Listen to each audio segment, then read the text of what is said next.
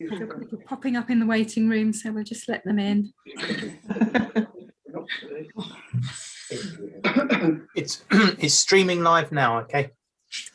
Thank you, James. And good evening to those on the live stream. Hello. Welcome, everybody. Hello.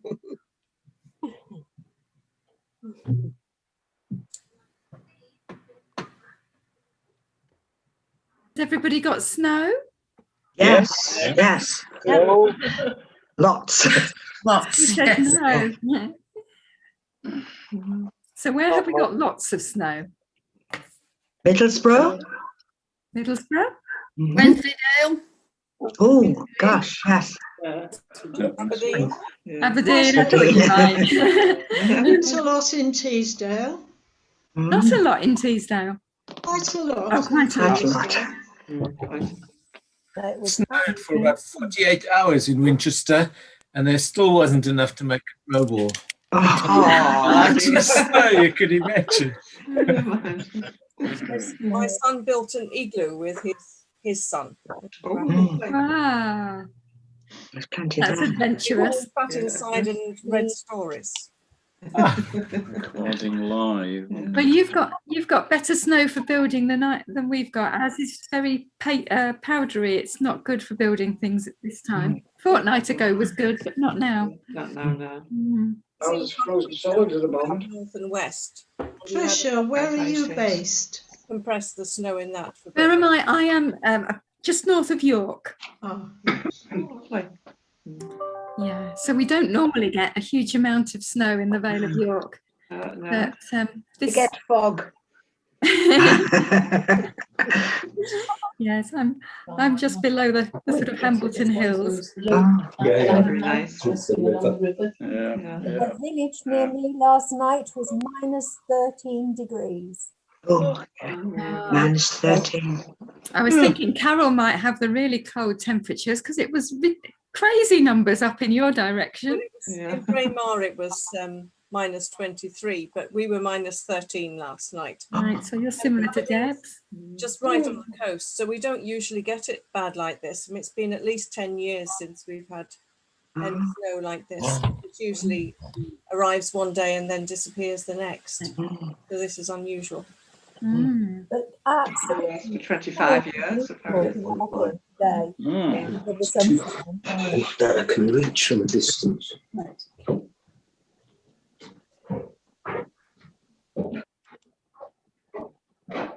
Well, it's lovely that you can all join us without going out in the snow.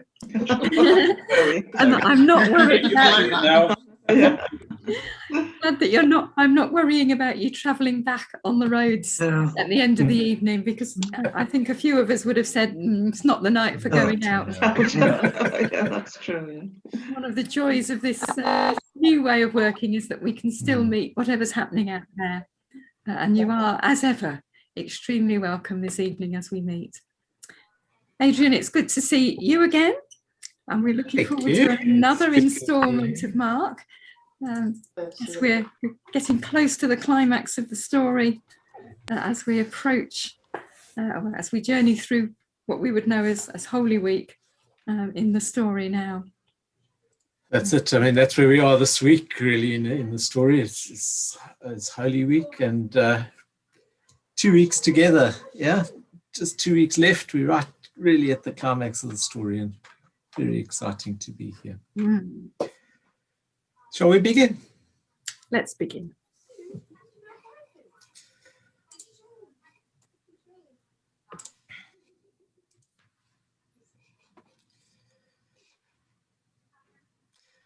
Our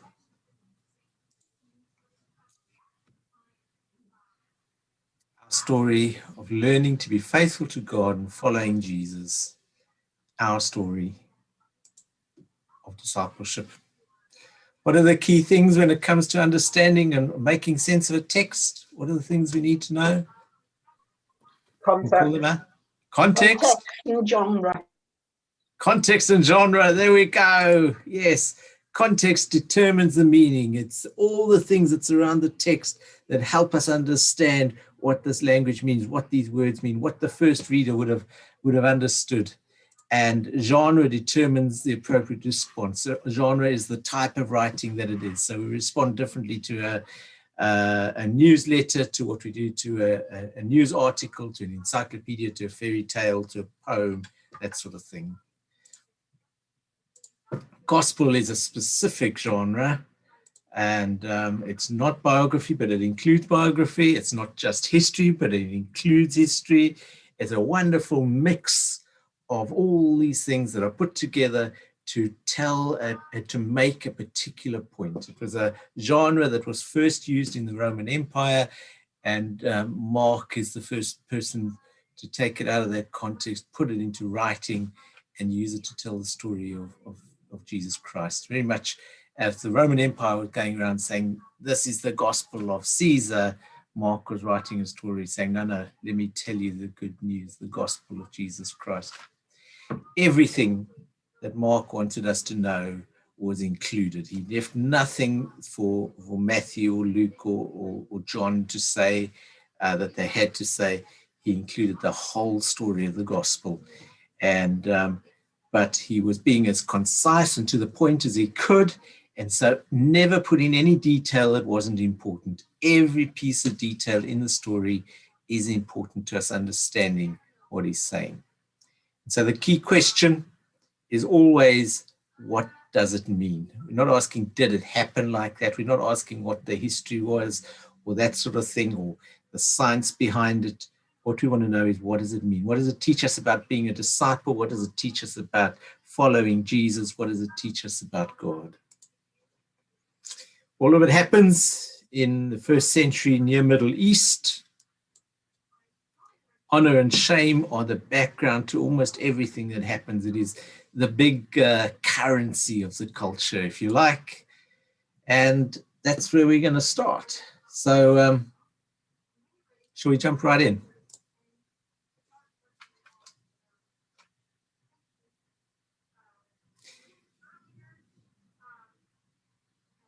If you can't hear me, you need to tell me. I'm going to jump right in. I can't see anyone at the moment, but I'm going to read and then we can talk after that. The usual questions, though, as I read it to you, ask yourself, what does it sound like Mark is saying? Where is the detail in the story? Where's the repetition? If you've heard the story before, what do you notice for the first time? What have you taken for granted before that maybe is not in the text? What's unusual? What's strange? It was 2 days before the Passover and the festival of unleavened bread. And the chief priests and the scribes were looking for a way to arrest Jesus by stealth and kill him. For they said, not during the festival, or there may be a riot among the people.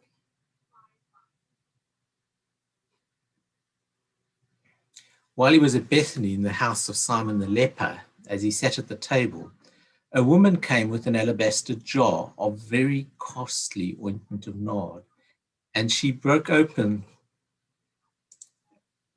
the jar and poured the ointment on Jesus' head. But some were there who said to one another in anger, why was the ointment wasted in this way? For this ointment could have been sold for more than 300 denarii, and the woman given to the poor. The money given to the poor. And they scolded her. But Jesus said, let her alone. Why do you trouble her? She has performed a good service for me. For you always have the poor with you, and you can show kindness to them whenever you wish, but you will not always have me. She has done what she could. She has anointed my body beforehand for its burial. Truly, I tell you, wherever the good news is proclaimed in the whole world, what she has done will be told in remembrance of her.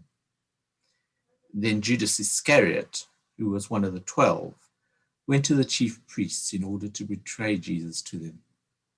And when they heard it, they were greatly pleased and promised to give him money. So he began to look for an opportunity to betray Jesus.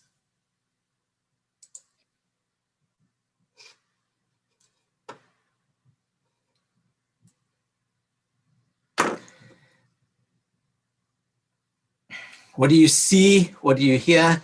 What sounds unusual? What seems strange? I see this, Helen's just asked in the chat, and Malcolm's answered it correctly, that the the text is the NRSV. Probably more than 95% of what I have shown you and read to you is from the NRSV. There have been odd occasions where, particularly if you remember early on, there were a few contentious translations, and I pointed those out to you, but most of it's been straight from the NRSV. Yeah. What do you see in the text? What's struck you as strange? What's been unusual? You've heard the story before, haven't you? So it was 2 days before the festival. Is the festival therefore on the Saturday, as far from a Jewish point of view, or is it another day? Gosh, I don't know. I mean, would this be perhaps the Thursday then, or would it be the Wednesday, or is it? I honestly couldn't tell you. Well, I really don't know yet. Why does it matter? Yeah. I don't know. I just, it's something I've read before, but I just wondered what day that particular festival was on, as far as the Jews was concerned. Because we obviously use Friday and the Sunday quite purposely in the Christian church. But Well, the Friday and the Sunday were used purposely in the Christian church because of their correspondence with Good Friday and Easter Sunday. And so every Sunday celebration is kind of a mini Easter celebration here. But the Passover will depend what year they're in as to which day of the week it actually lands on. And it just happens to be noted to us that Passover is around the time of the Sabbath on this particular year. But it depends what year that actually was.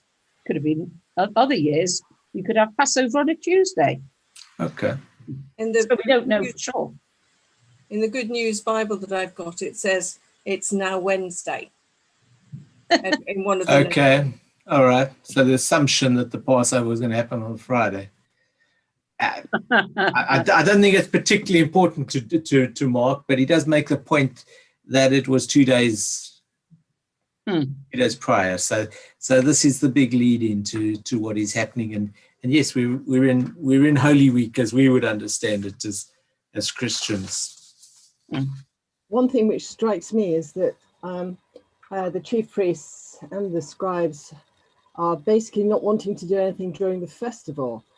That's quite a wide window. That's 8 days, as I understand it. It's Passover and then the Feast of Unleavened Bread. Yeah.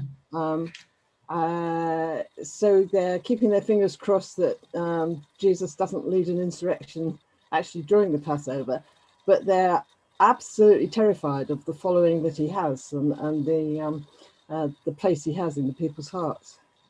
Yeah, I think that's very clear that there's the sense of they know that he's got a place in the I was going to say in the common person's hearts. Yeah, Jesus is in the home of a leper. We assume before you go there, Sharon. Yeah. Just let's look quickly at verse 1 because it tells us something else about the scribes and the chief priests. Oh yeah, sure. What do we see there? They were scheming to arrest Jesus and kill him. They were scheming to arrest Jesus. They're looking. There's no talk of a fair trial here or anything. They're looking for a way to arrest Jesus. Not just that, to arrest him by stealth. Not just that, to arrest him by stealth and kill him. I mean, the outcome is decided in their minds. They're just waiting for the opportunity. Yeah.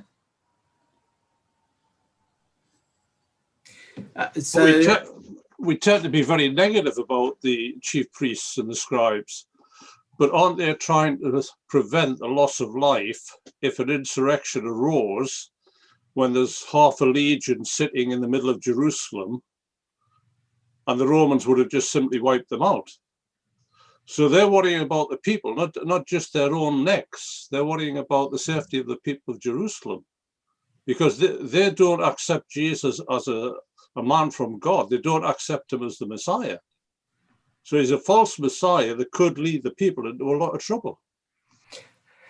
So, Jim, I'd agree with you to some extent, but in chapter 3, there was the discussion about, well, is he a false Messiah or not? And the people came and they accused him of working for the devil. And Jesus' response was to say, well, if you say I'm working for the devil, tell me, see, these are not the words, but you can go and look at the story. Look at the things that I'm doing, because you can't argue that the things that I'm doing are good. They clearly are good. And if they're good things, I can't be working for the devil. So if after that you choose to say, you choose to plot to kill this man, then you're fighting on the wrong side. Then you're working against what he is doing.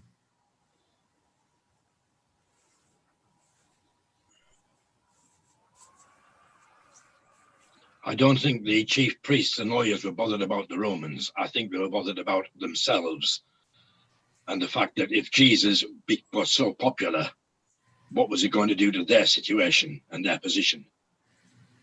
I would agree to some extent, but I think the argument could be made that if there was certainly if there was a riot and in the insurrection in the Romans would have clamped down on it harshly. That's what they did. Yeah. Adrian, can you comment on chief priests, as in the plural? If it had been priests and the scribes and the chief priest, as in a singular, we hear of Caiaphas, we hear of Annas. Was it usual for the previous high priest to still have influence? Sorry, I don't know. Mark is just bundling them as a sort of a collective. Class of people, a group of people, a collective. Yeah. Okay. Thing I wouldn't know. Should we go on? So he goes to he's at Bethany in the house of Simon the leper. What's happening? What do we hear? What's Mark saying in this part of the story?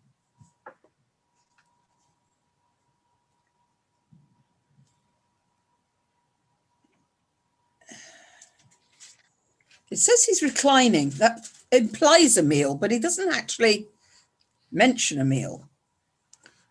He's resting. Would you be surprised if he was having a meal? Well, he does say while he was eating. He does say while Jesus was eating.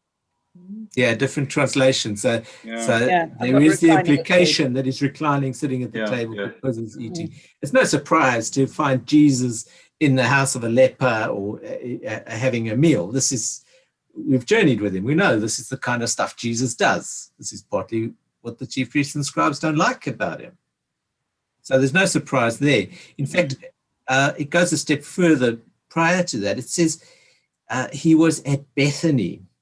Now, Bethany is a little town just outside Jerusalem, a couple of miles, decent distance, but Bethany actually means the house of the poor. So as much as it's a place, it also, if you read it, should bring to mind while Jesus was in the house of the poor, in the house of Simon the leper. Again, there's no surprises there, but it's just a little reminder in the story of the kind of person Jesus was and what he did and where he hung out and what some of the other people didn't like about him. Yeah? Come on, go on. What else?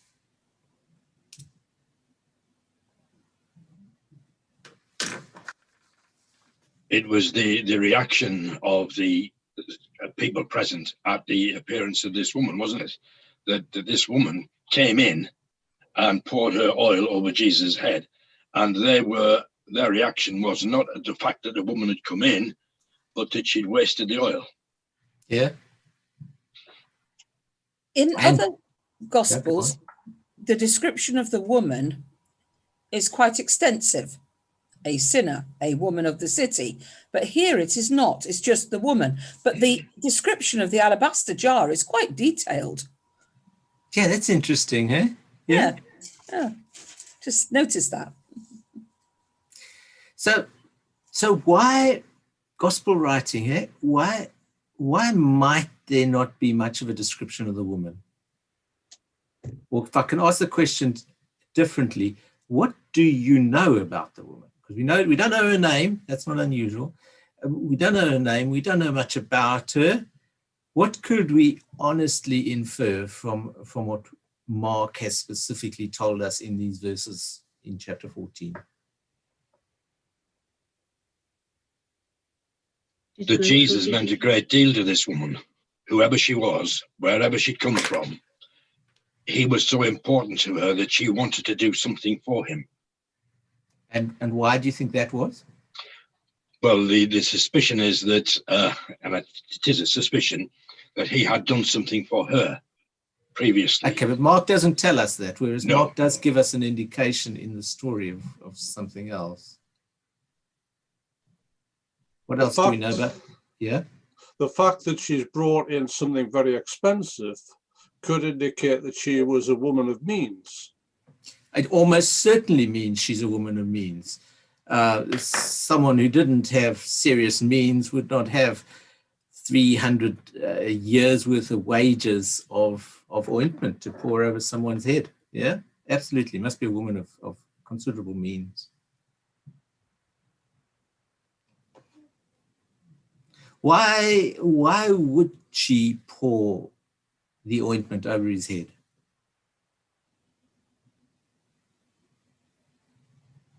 What might that mean? Oh, isn't it a form of anointing, pouring oil over somebody's head when they come to your home for a meal? Or is it something to do with The kingship? feet are washed and the head's anointed with oil. Yeah. So all of that, and Ian rightly says it was something to do with kingship. It was perhaps something to do with recognizing someone as being a prophet or royalty or something like that. So there's a sense in which this woman coming in and doing this is anointing Jesus as king, if you like, as prophet, if you like, and at the same time, there were those words, and preparing his body beforehand, verse 8, and preparing his body beforehand for its burial. So if we hold all of those things in tension with each other, kingship and prophet and accepting that he's going to die, she kind of, can I say she gets it? She understands who Jesus is. She's not making arguments for a white horse, son of David, Messiah.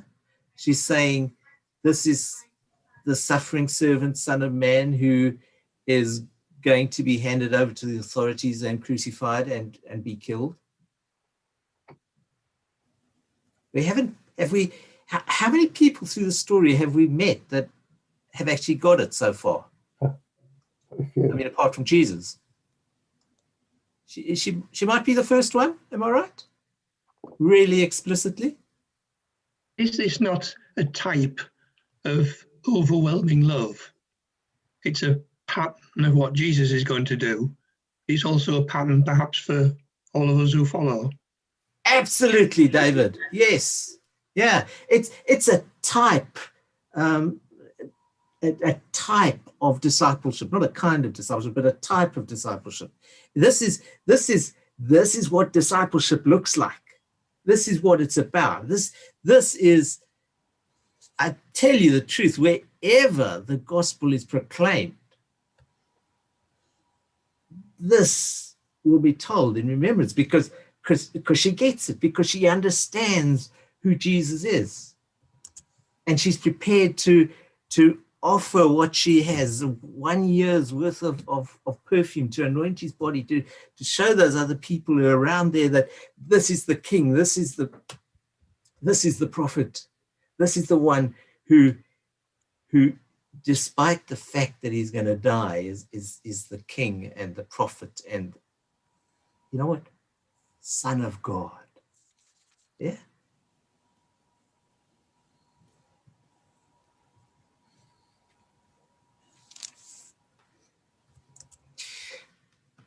What else do you see or hear?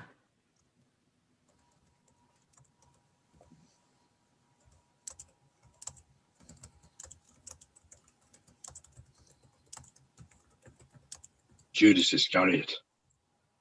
Yeah. Who clearly is disappointed in Jesus in some way. And I think Judas is one of the ones who certainly hasn't got it at all. Yeah. There's a big difference between the 300 silver coins in the perfume and the 30 silver coins that Judas Iscariot decided to sell Jesus for. And you make an important point there, Ian, but stick to the text. Where'd you get the 30 coins from? I thought it was 30 pieces of silver from memory. Yes, that's from memory, but it's not from Mark's gospel. No, but from another one. Mark makes a stronger point than that, actually. This woman comes and pours out that perfume on Jesus. By contrast, a few verses later, Judas Iscariot agrees to betray Jesus. For what? For personal gain when he's... No? No? Okay. He asks for nothing. He asks for nothing. For nothing. It's a freebie. He's just wanting to do it. He is so disappointed with Jesus that he's just willing to sell him out. He asks for nothing. When they hear it, the chief priests, when they hear that he's willing to sell him out, they're very pleased and they say, oh, well, we'll give you something. We'll give you some money to make it, you know. But he's done it for no reason other than he is, well, what good reason could you give to make sense of betraying Jesus? There's nothing that can justify it, really, is there? And it's worse than that in Mark's gospel, certainly, because look at verse 10, if you've got it open in front of you. Then Judas Iscariot, who was one of the 12. Don't get the impression that he was one of the enemy. He wasn't one of the high priests. He wasn't one of the Romans. He wasn't just one of the Jews. He was one of the 12. He was part of this inner circle. He was one of those who traveled alongside Jesus for 3 years. They'd eaten together. They'd rested together. For 3 years he was in that inner circle. That's the horror of betrayal. That's the absolute horror of it. In contrast to this woman who recognizes what Jesus is going through and going to go through and anoints him and pours out what she has to offer him and to prepare him. And she's done, verse 8, she has done whatever she could. Can you see the contrast that's been painted between the two? I mean, Judas had everything going for him in terms of becoming a disciple. Gosh, he was discipled by the best, 3 years with the Son of God. You know, he should be all right.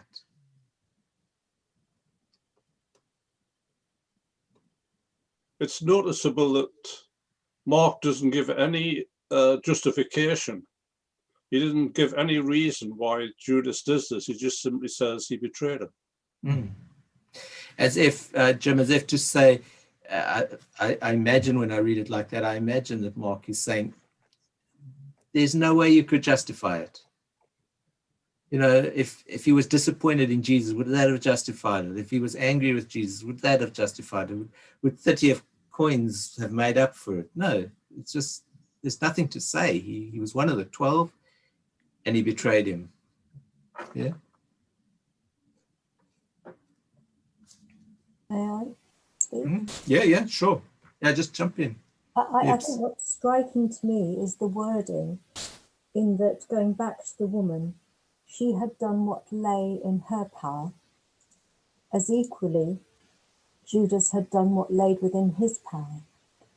And that actually is a power that lays within us today, doesn't it? To either betray our Lord or to step forward and do all we can for him.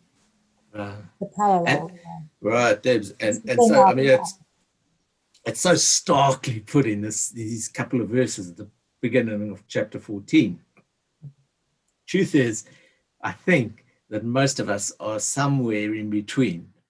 And that's the reality that we've watched through the other 13 chapters, that actually we're more like these bumbling disciples who kind of don't get Jesus, kind of fascinated by him, want to follow at a distance, don't want to follow, want to correct him, want to make sure that he does things the right way, all that sort of stuff. But here it's stark, isn't it? It's either, are you a disciple like the woman, or are you a Judas? Time to choose. Never quite that simple, is it? But it's very real, yeah. But there's a third group of people here, aren't there? Because actually, Mark makes the point in verses 4 and 5. There are we don't know where Judas stood on this, but there are several people there who aren't happy about what the woman does. Mm-hmm. There were some there, and they scolded her. So, you know, there's actually, it's more than in this story. There's, yes, Judas may be the end point of it, but there's other people along the way as well. Yeah.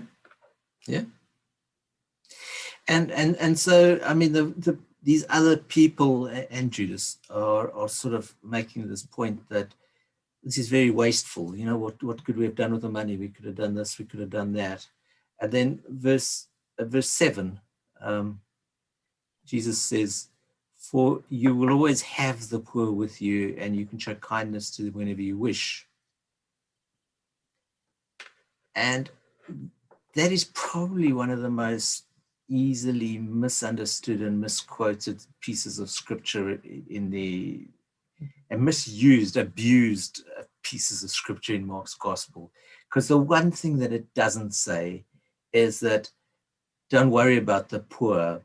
They're always going to be poor. The problem of poverty is unavoidable and there's nothing you can do about it.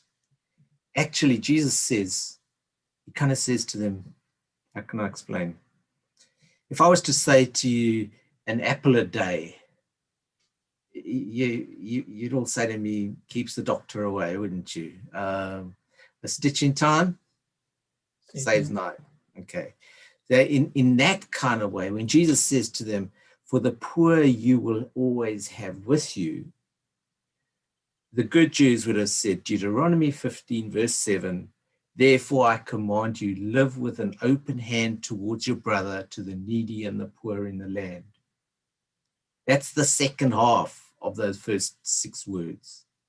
So the one thing it doesn't mean is don't worry about the poor, just give some money to the church or something like that. Absolutely not what Jesus is saying.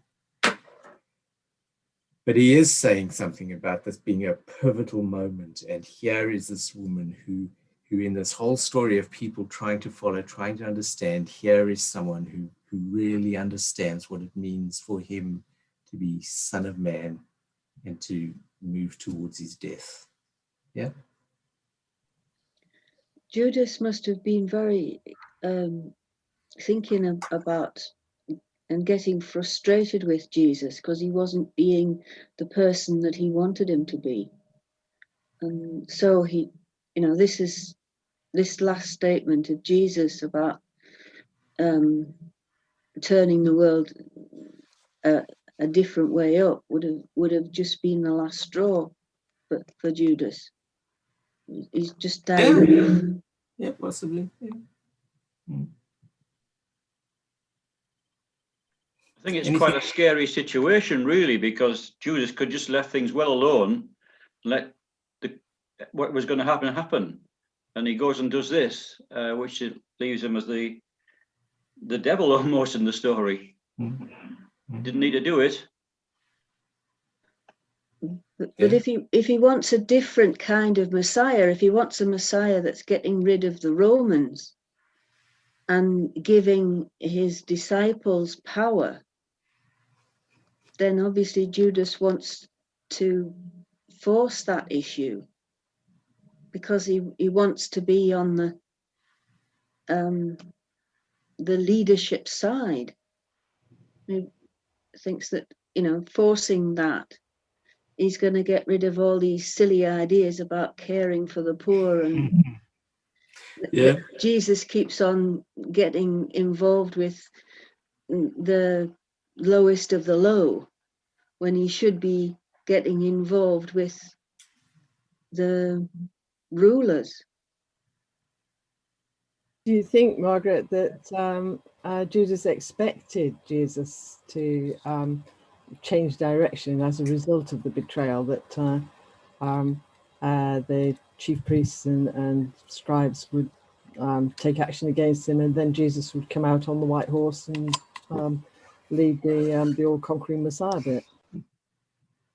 Well, it's possible that, I mean, that was a very prevalent view at the time, that the Messiah would sweep away the Romans and restore Israel to a high position and a world leader.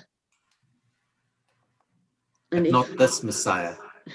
No, Jesus well, rejected that image of Messiah. Yeah, I mean, but he probably, having got that firmly in his head, that he wants a Messiah on the white horse, a conqueror, a king, that all that Jesus is doing is really rubbing him up the wrong way, and really getting under his skin, and it's getting more and more of an irritant. Yeah. And so he finally says, you know, I've got to push him into this. I've had enough. Let's go on. Let's read further.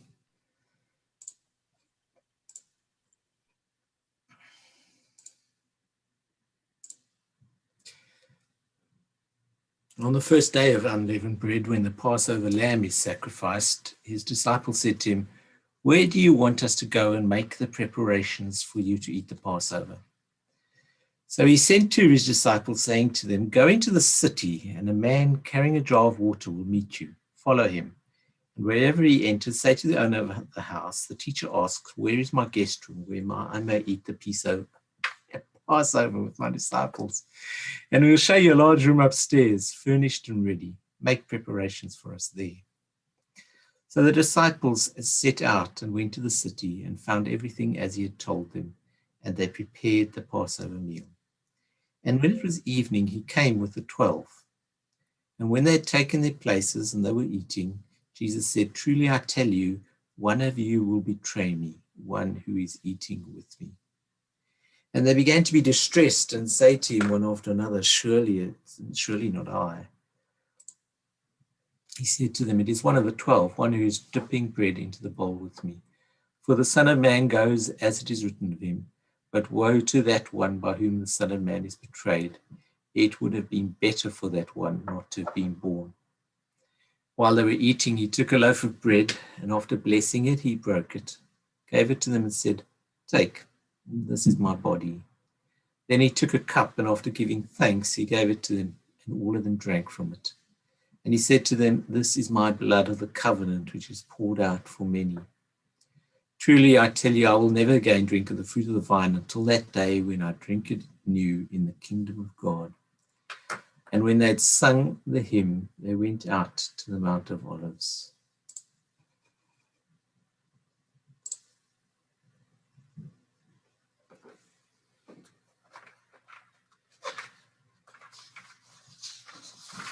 Familiar imagery.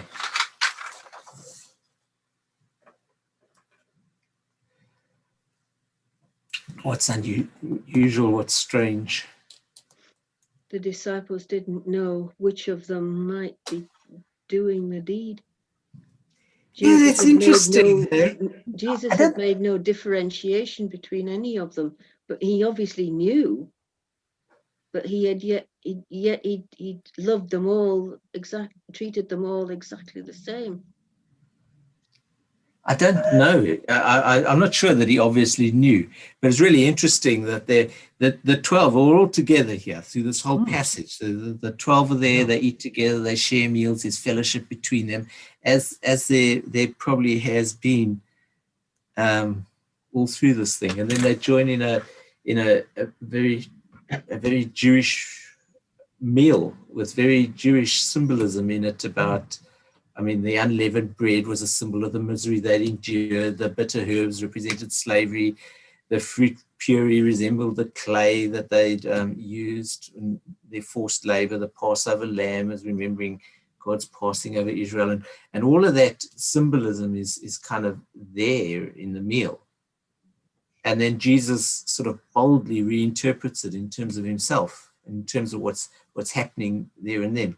The bread that sustained the hungry masses on the way now becomes Jesus' body. The blood is a story of a new covenant that's happening in their midst. And all of a sudden we're thinking, is this a Passover meal? Passover feast? There's no lamb. Instead, Jesus is talking about taking this ritual meal to talk about the human one giving his life to his people. Before we get to that, okay, yeah, there's a man carrying a jar of water doing some work. That would surely stand out. Why? Why? Yeah, it's his woman's work, isn't it? Yeah, absolutely. It would stand out, not so much, but enough that you'd know it was unusual if you happen to notice it. And Paul? I was going to say, I think perhaps he's a bit like, the donkey that was tied up ready and waiting.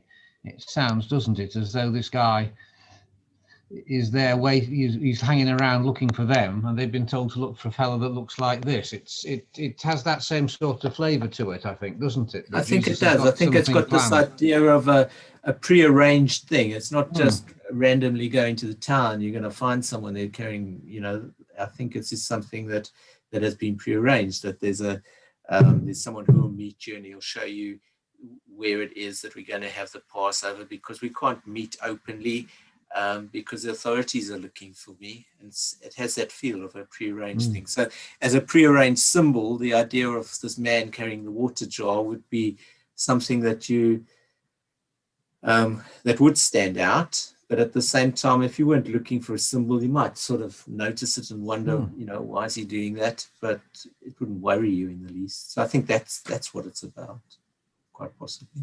Yeah. Yeah, it's like a thriller. They're trying to avoid it as a spies undercover, hiding from the powers that be. What else? Well, the disciples prepared the Passover meal, and whether lamb was included in that, I don't know, but it would have been the disciples who did it and prepared the meal. Yeah, the disciples prepared it. That's right. Yeah.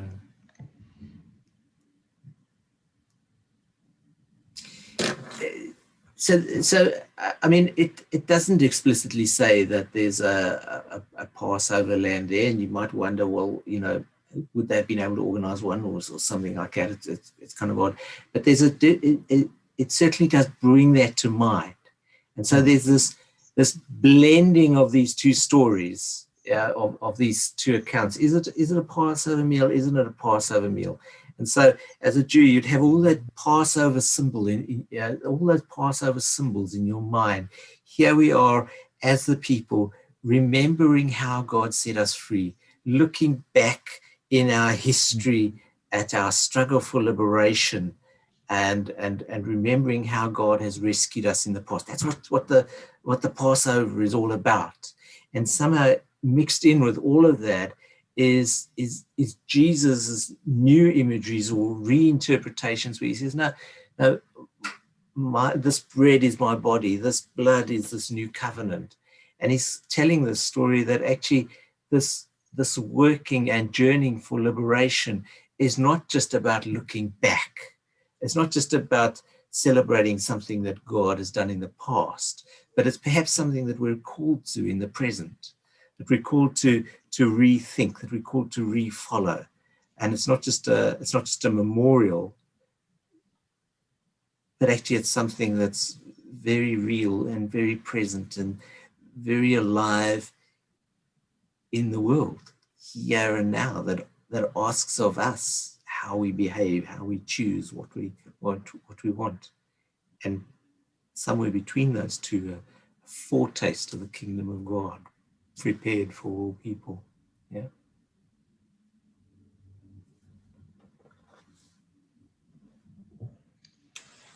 I'm just In the verses, it says that truly I tell you, one of you will betray me. But then earlier in verse 10, it says Judas went to the priests as though he had already betrayed him. Yeah, so verse, give me the verses again. 10 says, verse 10. Garrett, one of the 12, went to the chief priests. And then later in verse 18, it says, truly I tell you, one of you will betray me. So I think that's just a different understanding of the words. So actually verse 11, it also says, so Judas began to look for an opportunity to betray him. So I think verse 10, he kind of signs the deal, if you want. And then he needs to find a moment where, you know, there are no crowds, it's quiet, whatever, where you can say to them, well, meet us here, and you'll be able to arrest Jesus without the crowds being there. We're going to be there now. I think that's the shift that's happening. Does that make sense? In order to betray Jesus, Judas would have had to walk from Bethany to Jerusalem to see the high priests and speak to them, and then obviously go back to Bethany. Another 2 miles. Yeah.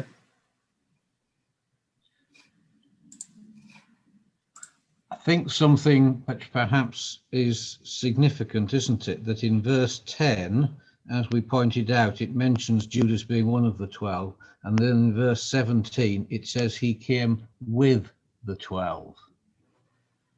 Right. So Judas is still in that.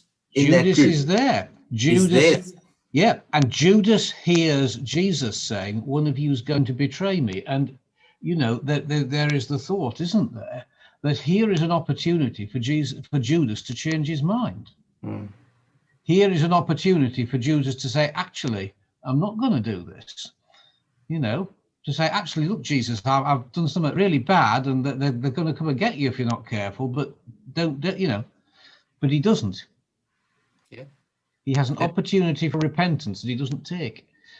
And that's some of the sort of absolute horror of that word betray. We've come so easily to Judas betray. We hear Judas, we know what he's like. We hear this word betray in the context, whatever. But betrayal is about your absolute closest insider friend turning against you and putting a knife in your back, sort of thing. It doesn't get any worse than that. Yeah. In terms of a breakdown of relationship and trust. Judas goes to great lengths to lay the trap, to prepare that way, so that Jesus is arrested. Jesus, by contrast, has gone to great lengths to prepare for the Passover, to get all the arrangements in place. The disciples don't know anything about that either. And I suddenly thought about us as disciples, as followers. So many times we have no idea what is around the corner, what is happening next. But just in the way that Jesus has prepared with a householder to have the upper room and have a secret sign to find it and everything else that. So he also prepares the way elaborately and holds everything together for us to arrive in his presence in the room. It's obvious that lots of these things had been prepared in advance by Jesus, and perhaps Judas did it because Jesus had asked him to, because he was the only one he could trust, because he'd already discovered just a few chapters back that Peter and James and John had picked up the wrong end of the stick. Jesus needed to make this happen, and he knew Judas was sufficiently steadfast to do it. Judas was the type that would do something he didn't want to do because the master had told him to do it. So Judas, you're suggesting Judas betrayed Jesus on Jesus' command. Possibility. That wouldn't be betrayal then, would it? I mean, the stories always make it very much a story of betrayal, whereas actually that would make him just a good and faithful servant. It will be perceived as betrayal by the gospel writers. No, the church has rejected it. I mean, there was a story of the Gospel of Judas you might have heard. I mean, there was a lot said about it. It comes around in cycles, but there was a lot said about it about 10 years ago. In a sense, rejecting the idea that this is, that in some ways, Judas is the good guy in the story, because actually if Judas betrays Jesus and goes to hell because of it, well, actually, who's laid down their life for the life of the world? Actually, it's Judas. And we should be following Judas. And that's really not the account at all. Rather, Judas has an option, and all through this has the option to be faithful, just like all of us do. And for whatever reason, and the reason is not important, he rejects what is good and light and sides with what is dark and evil. And that's the story as we have it. Yeah. If there's no, in Matthew, Mark, Luke, John, there's no suggestion at all that Judas is anything other than a betrayer who, for various reasons, might have sold Jesus out. Yeah. Judas is quite an enigma, isn't he? Because all this carry on about travel to Jerusalem to see the chief priests, and then to go through all this, and as soon as Jesus goes to trial, he goes and kills himself, and it just seems amazingly silly, really. Regret, I suppose. But the regret should have come earlier. And I think that this is the really sad thing with Judas, isn't it? Because it doesn't actually, there's not much about his death in Mark, but in the other ones where there is that his response to what he's done is to kill himself. Now, Peter betrays Jesus, but Peter repents in a different way. And this is the tragedy of Judas. He does what we might do, we may do, but actually we respond in the wrong way.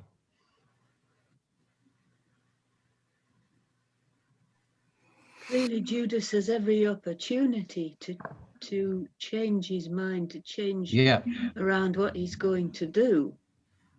Okay, and so he's got it in his head that he hasn't. That's his only direction. Judas has got it in his head, and he's going to plow on with that, and then finally he kind of comes up sharp because he suddenly realizes the gravity, that it's not gone the direction he wants. He's not got a king on a white horse. So let me come in there, Margaret. So I've been telling you for 10 weeks, 11 weeks, is it? 1, stick to the text. Everything you need to know is in the text. You don't need to speculate. You don't need to go and read Mark's gospel, John's gospel, to understand Mark's gospel or anything like that. Everything you need to know is in the text. Okay? So particularly with these familiar passages around this time of this Easter time of the year, try and stick with what Mark is saying and understand the story as Mark has presented it to us. But equally important, maybe even more important, is remember that this is gospel writing. So actually, you know what? A debate around Judas and why he did it, when he did it, whether he was a good guy, whether he was really badly misunderstood, or what Peter was actually like, is completely irrelevant. This is about you. This is your story of discipleship. And somewhere in this story of discipleship of Judas, of Peter, of the other disciples, of Jesus, we need to be thinking, is that me? Do I do that? Am I like that? Have I made choices like that? Because if you go back with me to, I think it's about verse 19. Yeah, verse 19. So verse 18, and when they'd taken their places and they were eating, Jesus said to them, truly I tell you, one of you will betray me, one who is eating with me. Verse 19, they began to be distressed and to say to him one after another, gosh, not me, Jesus. Now, if you had an entirely clear conscience, you wouldn't be saying that. You'd say, I know it's not me. Of course it's not me. I wouldn't even have to ask. I wouldn't have to worry about it. I wouldn't be distressed.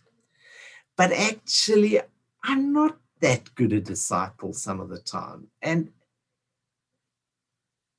so they're wondering there, gosh, is he talking about me? And sometimes it wouldn't do us any harm to look at Judas and say, gosh, are there parts of me that sell Jesus out for no good reason? Well, we've all got more than enough opportunities to say, there, but for the grace of God go I.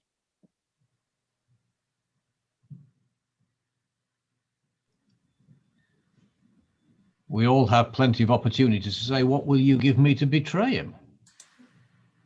And we probably do. They're not in so many words.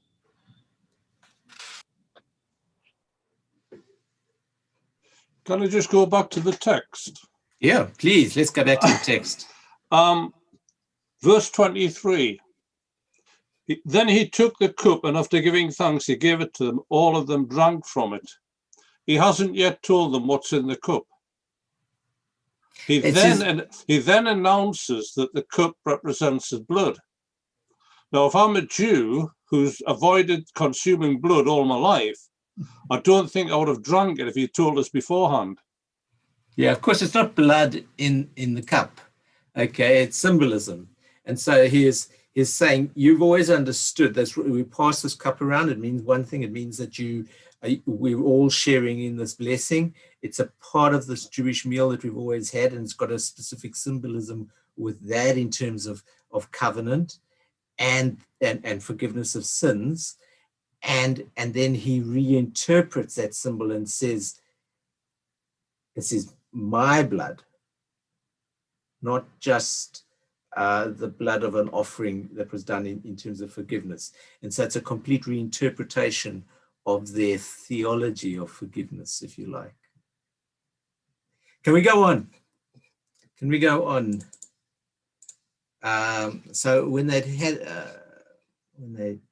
sung a hymn, when they'd sung the hymn, they went out to the Mount of Olives, and Jesus said to them, you will all become deserters, for it's written, I will strike the shepherd and the sheep will be scattered. But after I am raised up, I will go before you to Galilee. Peter said to him, even though all become deserters, I will not. And Jesus said to him, truly I tell you this day, this very night, before the cock crows twice, you will deny me 3 times. But he said vehemently, even though I must die with you, I will not deny you. And all of them said the same. They went to a place called Gethsemane, and he said to his disciples, sit here while I pray. He took with him Peter and James and John and began to be distressed and agitated. And he said to them, I'm deeply grieved, even to death. Remain here and keep awake. And going a little further, he threw himself on the ground and prayed that if it were possible, the hour might pass from him. He said, Abba, Father, for you all things are possible. Remove this cup from me, yet not what I want, but what you want. And he came and he found them sleeping. And he said to Peter, Simon, are you asleep? Could you not keep awake 1 hour?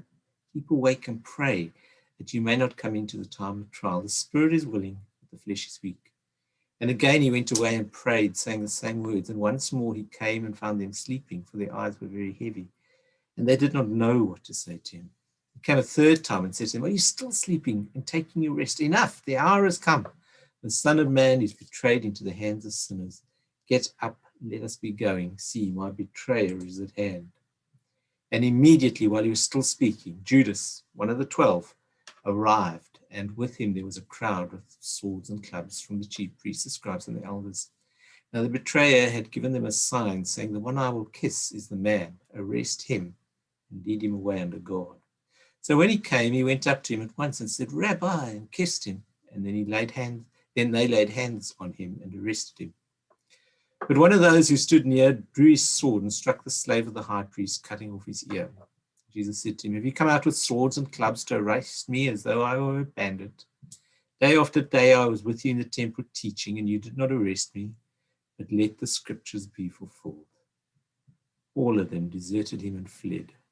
A certain young man was following him, wearing nothing but a linen cloth. They caught hold of him, but he left the linen cloth and ran off naked.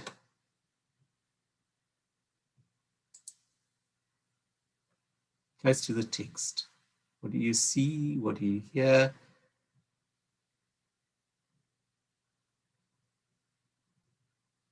What's strange? What's unusual? Well, Judas must have disappeared for a while from the 12, knowing where Jesus was going.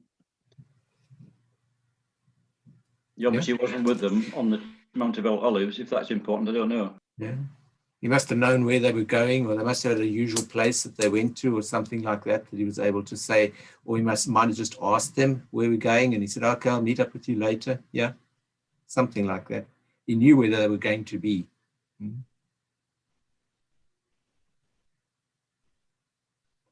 you pick up in the way Mark tells the story that this is not easy for Jesus? That he's not thoroughly comfortable with the idea that the Romans are going to torture him to death the next day. That actually he's absolutely wrestling with this, and as anyone would. And as he wrestles with it, he goes to that place, possibly, it's not in the text, I'll explain why I think it's a fair assumption, of wanting to sort of bail out of it. There's a part of the demons within, if you like that language, of saying, surely there must be another way. And just like that, when they came down from the transfiguration, and he says to the disciples, saying, "Why couldn't we drive out those demons?" And he says, "They can only be driven out by prayer." And what is Jesus doing this time? He wrestles with this whole thing in prayer. They pray with me, pray with me. The disciples are in a completely different place. They're kind of like, they're asleep. They're asleep. They're not staying awake. They're not able to really comprehend what is going on.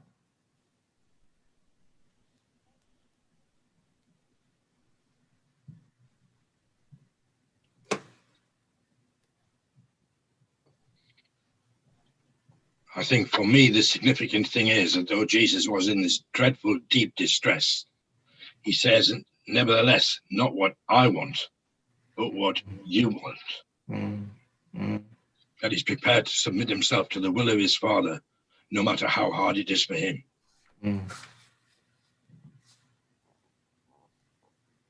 mean, Jesus was a human being after all. And he did say that the spirit is willing, but the flesh is weak. He reacted the same as we would probably if we had that in front of us. So sorry, is there something else? Jeff, were you going to say something? Yeah, I was just going to say, he needs the companionship of his disciples. Can you watch with me for an hour and fall asleep? Can you not watch? I got the impression that all the hard work was done in the prayer, that after the arrest, Jesus knew exactly where he was going and walked in obedience. And all of the struggle. Yeah, he's more intentional after the prayer, isn't he? Come, let's go do this thing. Well, I've still got, yeah, I see that.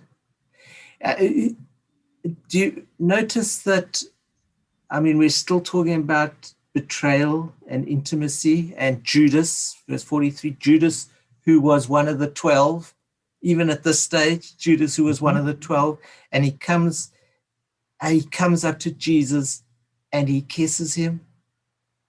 I mean, this is intimate, close act of one friend to another, and that's the symbol you choose to do him in? You don't just stand at the gate and point out the guy on the right. You go up to Jesus and give him a kiss. That will be the symbol that this is the person you need to kill.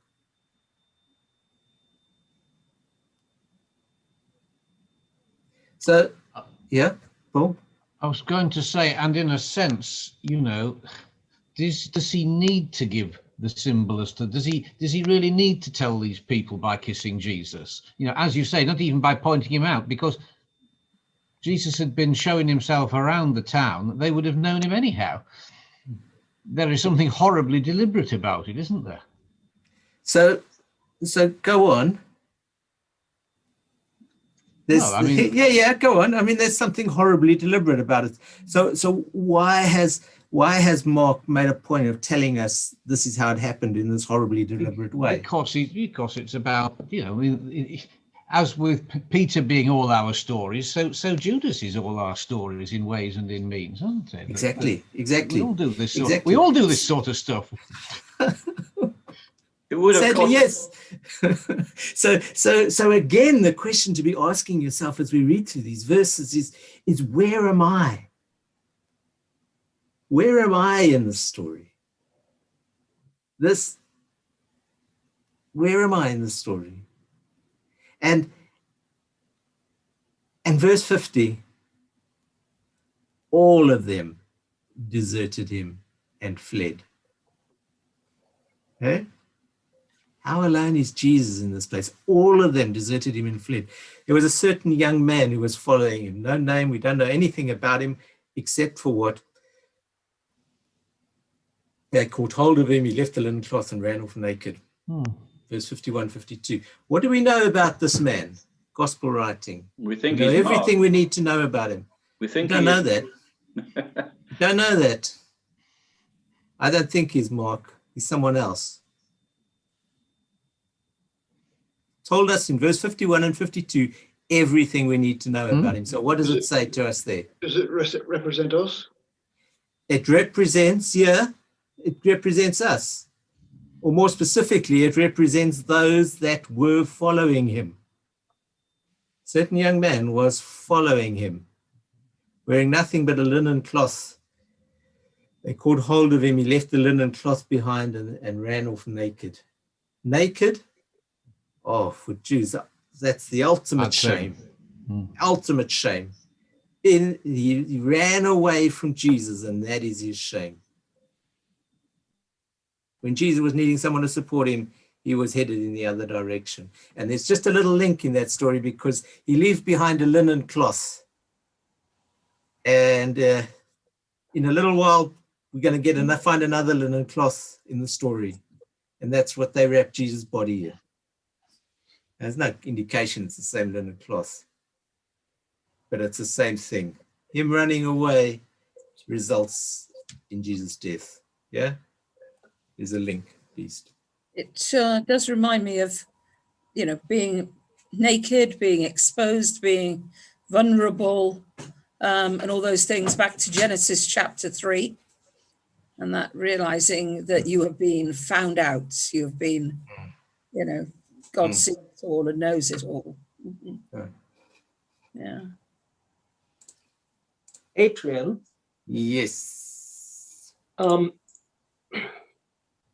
I'd just like to point out and see if I'm taking things too far.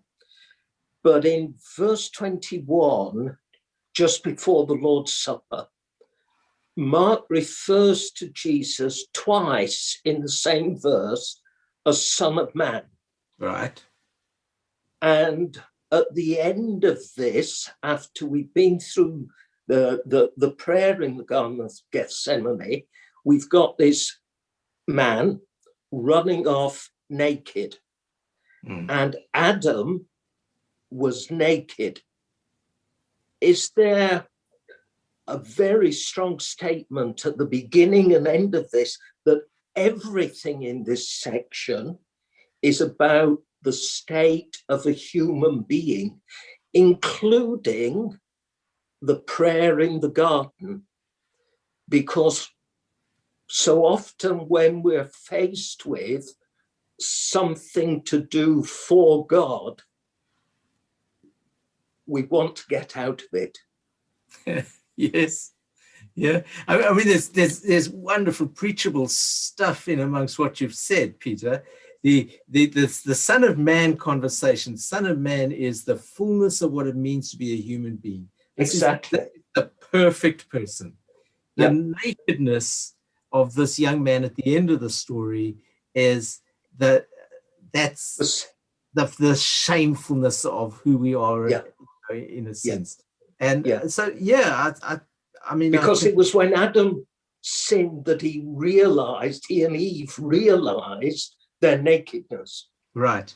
So I mean, all of that, but I would think that the link to Adam is, for me, spurious, except that it's this idea of shame and nakedness going together.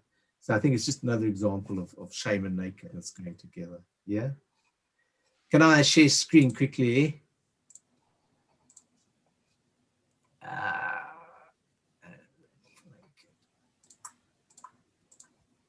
So they took Jesus to the high priest, and all the chief priests, they were all again in plural, the elders and the scribes were assembled.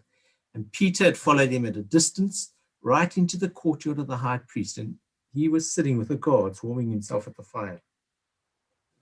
Now the chief priests and the whole council were looking for testimony. So let me read that slowly. The chief priests and the whole council were looking for testimony against Jesus to put him to death, but they found none. For many gave false testimony against him, and their testimony did not agree. Some stood up and gave false testimony against him, saying, "We heard him say, I will destroy the temple that is made with hands, and in 3 days I'll build another not made with hands." But even on this point, their testimony didn't agree. Then the high priest stood up before them and asked Jesus, "Have you no answer? What is it that they testify against you?" But he was silent and did not answer. And again, the high priest asked him, "Are you the Messiah, the Son of the Blessed One?"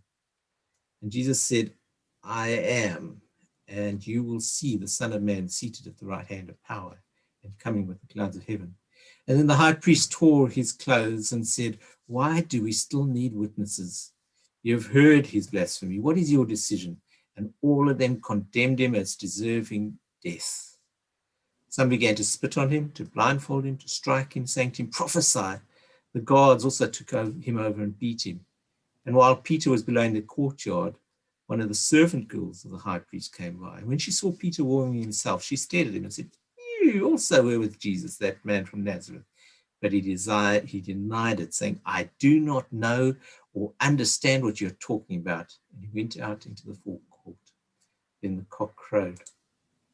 And the servant girl, on seeing him, began again to say to the bystanders, "This man is one of them." But again he denied it. And then after a little while, the bystander again said to Peter, "Certainly you are one of them, for you are a Galilean."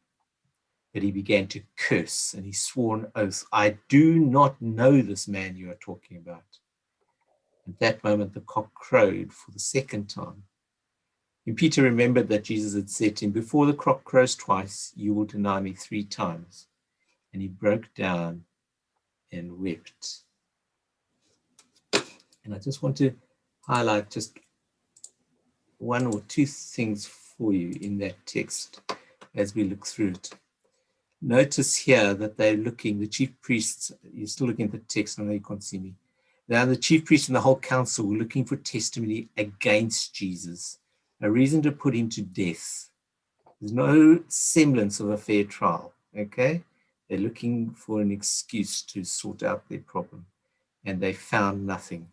They'd set up false testimony, they found nothing, okay? Then they asked Jesus, "Are you the Messiah, the Son of the Blessed One?" And Jesus says in verse 62, he says, in some translations, "I am." Now, if he was to say, "I am," that is like the name of God in a sense. It relates to Yahweh's name of "I am who I am." Okay, and it's not entirely clear in the Greek if that is what is said. because it could equally be that Jesus said, am I? In the sense that, so those are your words, not my words. Am I that? Or am I the Son of Man that you will see seated at the right hand of power? Either way, the high priest tears his clothes. He says he has what he wants. Then Peter's in the court below, and this person who's got no power at all, the servant girl who has no power, she's just a servant of the high priest, she comes and she says to him, I know who you are. He denies it, number one. And the cock crows once. And then the servant girl sees him again, same person.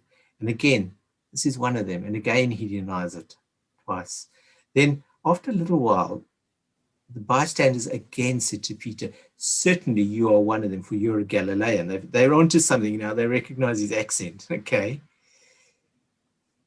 Peter began to curse, and he swore an oath. I mean, these are strong actions. And then worst of all, it's almost that he tells the truth. I do not know this man. And that's almost the summary of Peter's discipleship in the story so far. I do not know this man. And the cock crows for the second time. And Peter remembers, and he breaks down and he weeps.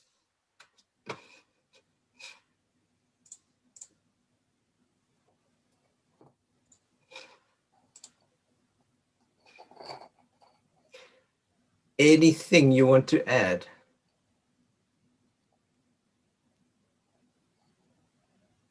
Anything I've missed, or any insight that you have?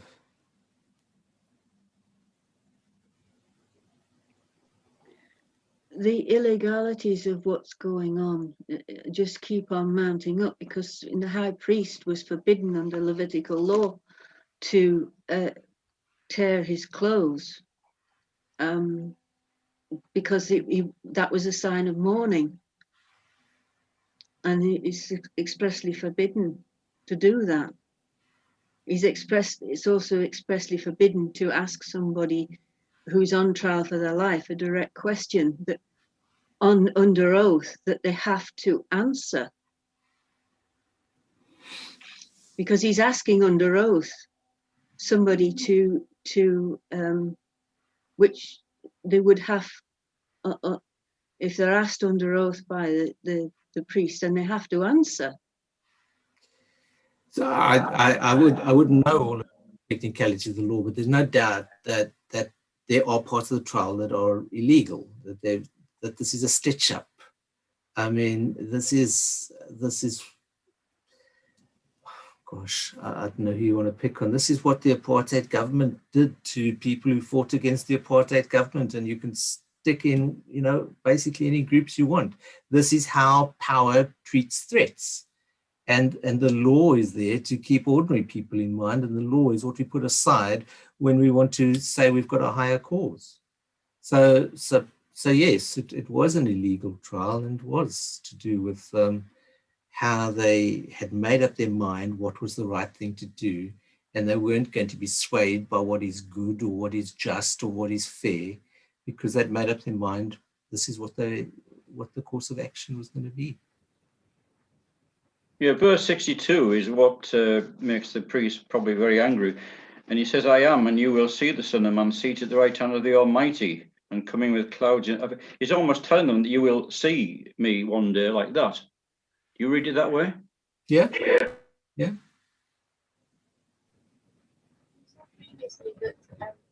Nothing that was not built on justice would last. And here we see a trial to put Jesus to death, which is unjust. And we know the story, it doesn't last. Death does not last. Right. Yeah. Because God is just.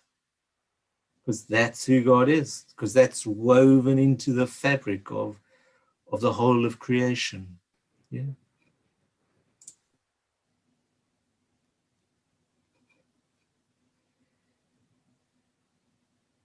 What my last thought for tonight.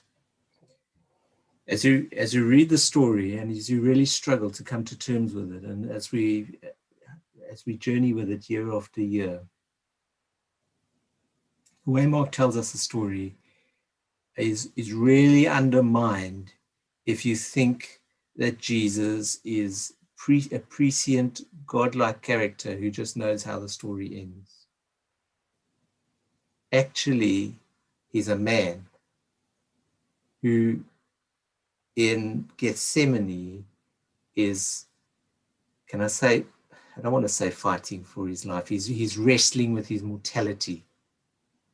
He's wrestling with his life coming to an end. And there's no sacrifice in me giving you something if you promise you're going to give it back to me tomorrow. There's no sacrifice in Jesus laying down his life if he just knows, you know what, it's actually just a good rest for the weekend. I'm going to be fine on Sunday morning. This is the story about Jesus laying down his life, dying, being dead, drawing a line on it. Saturday morning, Friday evening, he is no more. He was. And we really have to journey with that as a part of the Easter story as we struggle to work out what it means here and now for us to be disciples of Jesus.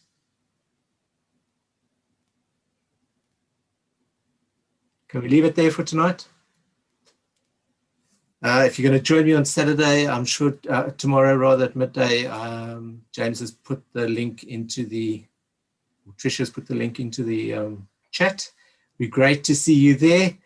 Otherwise, I'm going to see you next Thursday evening as we journey through just about a chapter left, but the absolute triumph of the story and the way that everything is tied up neatly and back together again for us to start on our own journey.